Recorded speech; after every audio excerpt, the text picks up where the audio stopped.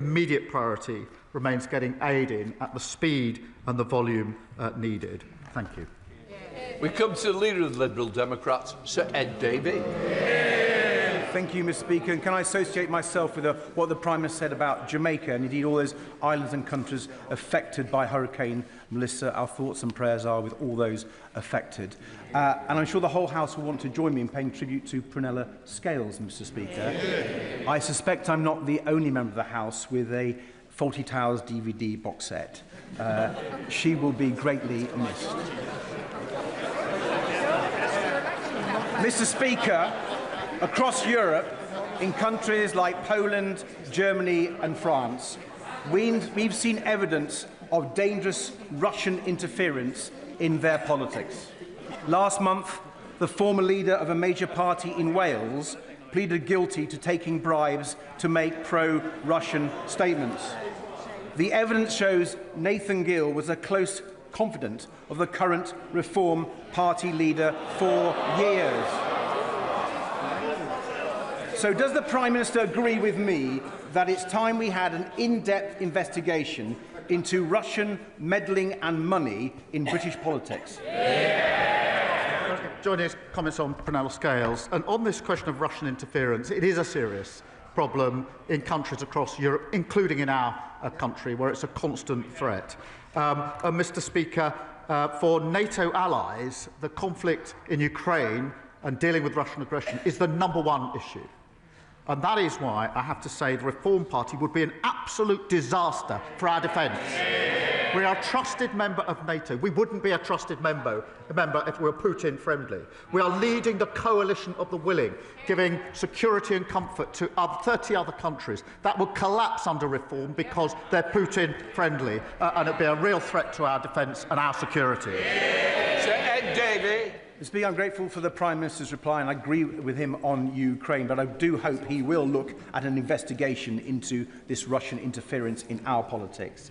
Mr. Speaker, last week I questioned how he can accept the damage of Brexit while refusing to do anything meaningful about it. The damage is clear, with the Financial Times reporting that lower productivity growth alone has blown a £20 billion black hole in the public finances, just part of the Brexit black hole that Conservatives and Reform will not apologise for. Last week, he rejected my plan for a new customs union. So can I ask him what action he will take to change the Brexit deal, or is he just planning to complain about it?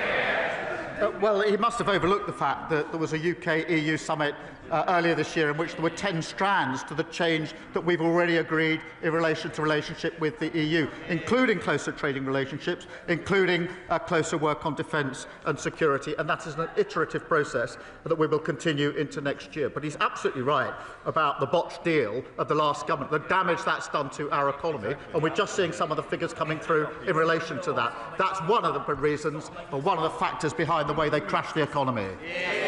Jonathan Brash. Thank you, Mr. Speaker. Football is a game based on fairness, yet brilliant clubs that unite communities every week, like Hartlepool, are being held back by a fundamental unfairness.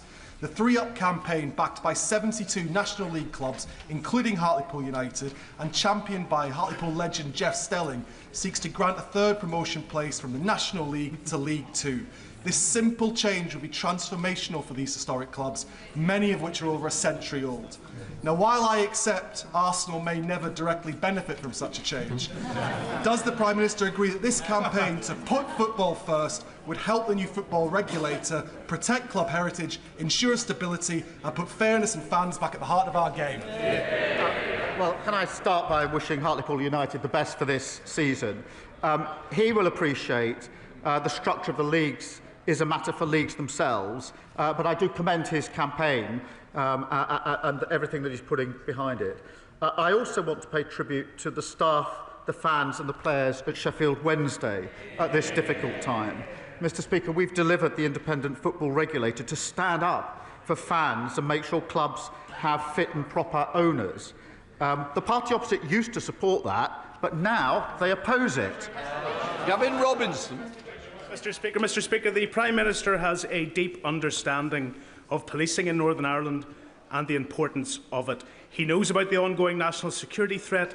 Indeed, he knows about the additional costs of dealing with the legacy of our past. And he knows that the PSNI has been underfunded. He knows that the Northern Ireland Executive have rightly brought forward a stability programme for them. He knows that they are under strength, because New Decade, New Approach in 2020 suggested there should be 7,500 police officers in Northern Ireland.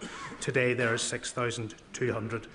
But does he know that the Treasury did not look favourably upon a request to draw upon the reserves for a data breach cost of £120 million? Does he recognise that in Treasury terms that incident was unpredictable, it was unforeseeable, it's unaffordable?